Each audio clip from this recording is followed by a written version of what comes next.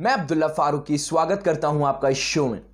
नई Delhi corona virus के बढ़ते संक्रमण के बीच केंद्र सरकार ने इस बात के संकेत दिया है कि ओमिक्रॉन वेरिएंट की वजह से देश में कोविड संक्रमण कम्युनिटी ट्रांसमिशन के स्तर पर आ चुका है। सरकार द्वारा जारी आंकड़ों के विश्लेषण से पता चलता है कि कोविड संक्रमण की रफ्तार औसतन प्रतिदिन 13 जिलों में 10% वीकली पॉजिटिविटी रेट से ऊपर हो रहा है। कोविड संक्रमण एक महीने के भीतर एक राज्य के 2 जिलों से बढ़कर अब 33 राज्यों केंद्र शासित प्रदेशों के 410 जिलों में वीकली पॉजिटिविटी रेट 10% से अधिक हो गया है। केंद्रीय स्वास्थ्य मंत्रालय द्वारा जारी आंकड़ों के मुताबिक 24 दिसंबर 2021 को सिर्फ एक राज्य के 2 जिलों में ही वीकली पॉजिटिविटी रेट 10% से अधिक थी। यह आंकड़ा बढ़कर 6 जनवरी को 17 राज्यों केंद्र शासित प्रदेशों के 41 जिलों तक पहुंचा, जबकि 12 जनवरी को 29 राज्यों केंद्र शासित प्रदेशों के 120 जिलों में 10% वीकली पॉजिटिविटी रेट दर्ज की गई। राष्ट्रीय राजधानी दिल्ली की सत्ताधारी आम आदमी पार्टी ने नया चुनावी दांव चला है। आप के संयोजक अरविंद केजरीवाल ने अगले महीने 5 राज्यों में शुरू होने वाले विधानसभा चुनावों के लिए अपना डिजिटल अभियान एक मौका केजरीवाल को शुरू करते हुए दिल्ली वासियों से अपील की है कि वो आप सरकार द्वारा किए गए कार्यों का सोशल मीडिया पर प्रचार करें। उन्होंने दिल्ली वासियों से कहा, दिल्ली सरकार के अच्छे कामों पर वीडियो बनाकर ट्विटर, इंस्टाग्राम, फेसबुक पर अपलोड करें और लोगों को बताएं कि आपको इससे कैसे फायदा हुआ। इसके साथ ही इन राज्यों में जो आपके परिचित हैं उन्हें व्हाट्सएप के जरिए अपील करें कि एक मौका केजरीवाल को दें। केजरीवाल ने कहा, 50 दिल्ली वासियों जिनके वीडियो वायरल होंगे उन्हें चुनाव के बाद डिनर पर आमंत्रित किया जाएगा। केजरीवाल ने कहा कि उनकी सरकार ने दिल्ली में मुफ्त बिजली और पानी उपलब्ध कराने जैसे कई अच्छे काम किए हैं। उन्होंने कहा, संयुक्त राष्ट्र के लोग दिल्ली में चल रहे मोहल्ला क्लिनिक को देखने आए थे।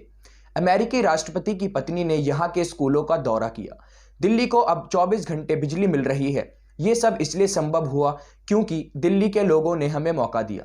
केजरीवाल ने अपनी पार्टी के कार्यकर्ताओं से भी इसी तरह की वीडियो साझा करने और उन्हें विभिन्न सोशल मीडिया प्लेटफॉर्म पर वायरल करने की अपील की।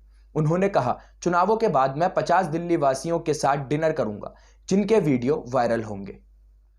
कर्नाटक का एक वीडियो सामने आ रहा है। कर्नाटक में एक किसान गाड़ी खरीदने के लिए एक कार शोरूम पहुंचा, लेकिन सेल्समैन ने यह कहकर उसका अपमान किया कि आप शायद ही कार खरीद पाएं। इस पर किसान ने उसे एक चुनौती दी और 1 घंटे में पैसे लेकर शोरूम पहुंच गया। इसके बाद सेल्समैन को माफी मांगनी पड़ी। घटना शुक्रवार को कर्नाटक के तुमाकुरु की है, जिसके कई वीडियो सामने आए हैं। ये वीडियो सोशल मीडिया पर शेयर किए जा रहे हैं। केम्पेगौड़ा नाम का किसान बोलेरो पिकअप खरीदने गया था, लेकिन सेल्समैन ने कथित तौर पर उसका अपमान करते हुए उसका अपमान किया और उसे वहां से जाने के लिए कहा। सेल्समैन ने कहा, कार की कीमत 10 रुपए है और शायद आपकी जेब में 10 रुपए भी नहीं है। किसान और उसके दोस्तों का आरोप है कि वह सेल्समैन ने उसके हुलिये की वजह से उसे वहां से जाने के लिए कहा। वहां पर बहस छिड़ गई और केम्पेगौड़ा ने सेल्समैन को चुनौती दी कि अगर वह 1 घंटे के भीतर पैसे लाता है तो उसी दिन कार की डिलीवरी चाहिए। वह कैश लेकर लौटा, जिसके बाद सेल्स एग्जीक्यूटिव हैरान हो गया। हालांकि वह कार की डिलीवरी का प्रबंधन नहीं कर पाया क्योंकि आमतौर पर कार की वेटिंग लिस्ट काफ़ी लंबी होती है।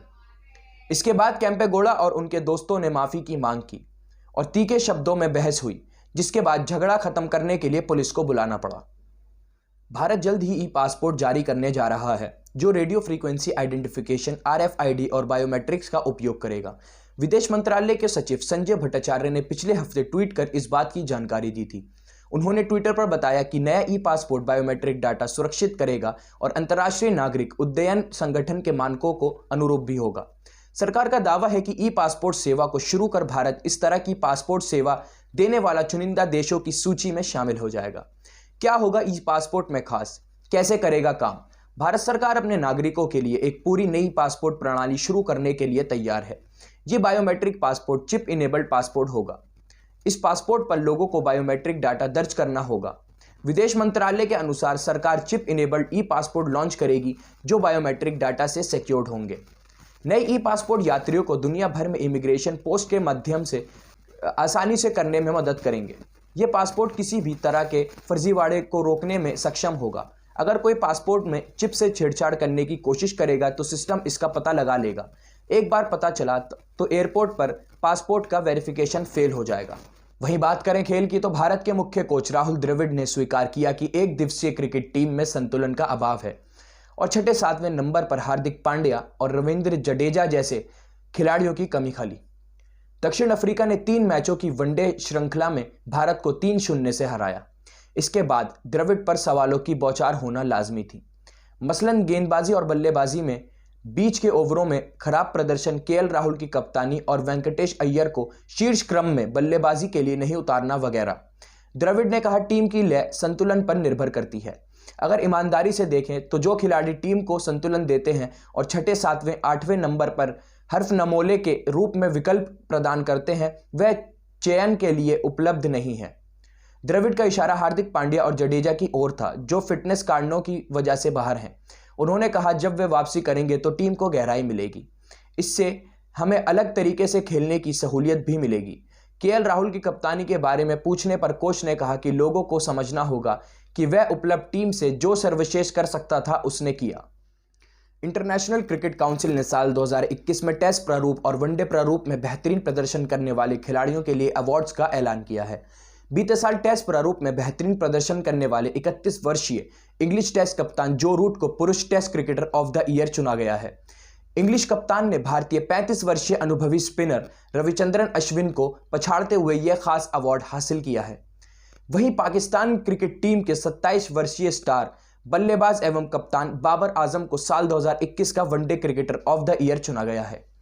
पाकिस्तानी दिग्गज की लड़ाई इस खास अवार्ड के लिए बांग्लादेश के ऑलराउंडर खिलाड़ी शाकिब अल हसन, अफ्रीकी सलामी बल्लेबाज जानेमन मलान और आयरिश बल्लेबाज पॉल स्टर्लिंग थी।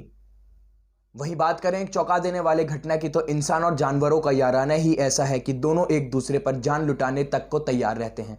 अक्सर आपने देखा होगा कि कई बार जानवर अपने मालिक की जान बचाने के बड़े से बड़ा खतरा मोल ले लेता है। वहीं कुछ मालिक ऐसे भी होते हैं जो अपने जानवर को बचाने के लिए खूंखार से खूंखार जानवर से भी लोहा ले लेते हैं। इन दिनों एक मालिक ने अपने पालतू कुत्तों को सुरक्षित रखने के लिए ऐसा काम किया जिसके बारे में सुनकर ही हर कोई दंग रह गया। अमेरिका के फ्लोरिडा से एक वीडियो हाल ही में सामने आया है। इस वीडियो में एक शख्स अपने घर के अंदर खड़ा दिख रहा है जब अचानक से दरवाजे के अंदर एक भालू घुसने की पुरजोर कोशिश करता है। दरअसल भालू शख्स के 2 छोटे पालतू कुत्तों को शिकार बनाने के इरादे से घर में दाखिल होता है, मगर जैसे ही मालिक शख्स भालू को कुत्तों पर हमला करते देखता है, वह खुद उससे भिड़ जाता है। सोशल मीडिया पर वायरल हो रहे इस वीडियो में साफ नजर आ रहा है कि भालू शख्स के ऊपर जोरदार हमला करता है, मगर शख्स अपने कुत्तों की जान बचाने के लिए खतरनाक भालू से बिना डरे भिड़ जाता है। वो उसे बाहर ढकेल कर घर की बेंच पर एक कुर्सी लगा देता है जिससे भालू घर में अंदर ना आ सके। रिपोर्ट के अनुसार डेटोना बीच के पास रहने वाले शख्स का नाम वॉल्टर हिकॉक्स बताया जा रहा है। इस वाक्य के बारे में शख्स ने कहा कि जब भालू ने हमला किया तो उसे और कुछ नहीं सूझा, इसलिए वो सीधे उससे भिड़ गया। शख्स ने कहा कि वो भालू और कुत्ते की नज़रों को अलग करना चाहता था क्योंकि भालू उन्हें देख देख कर गुस्से में आया जा रहा था। इस वीडियो के सामने आने के बाद सोशल मीडिया पर लोगों ने शख्स की तारीफ की।